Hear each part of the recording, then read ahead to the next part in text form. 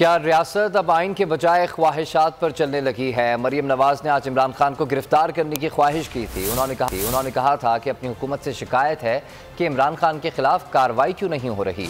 साथ बैठे वज़ीर दाखिला ने फौरी ही ख्वाहिश की तकमील का कह दिया। साथ ही वजाहत भी दी कि मेरा मौक़िफ़ था कि मुसल्लह जत्थों के हमलावर होने का मुकदमा दर्ज किया जाए। काबीना ने मेरी दरख्वास्त पर फैसला करने के बजाय सब कमेटी बना दी थी। उम्मीद है कि पार्लियामेंट इसके खिलाफ आर्टिकल 6 का रेफरेंस दायर करने का फैसला करेगी।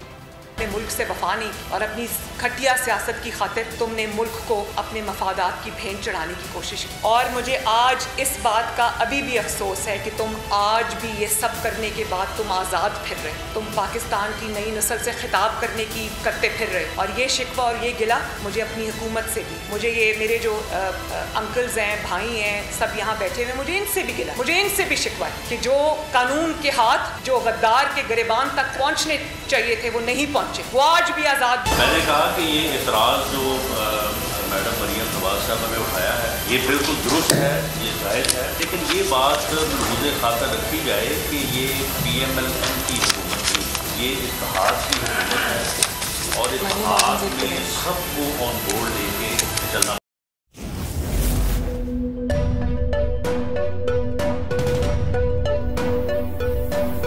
यहाँ सबको सिर्फ 1 मिनट मिलेगा। And your time starts now.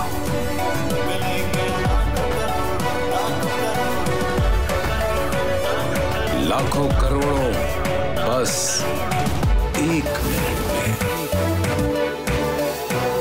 जीतो 1 मिनट में, जीतो 1 मिनट में, जीतो 1 मिनट में, जीतो 1 मिनट में।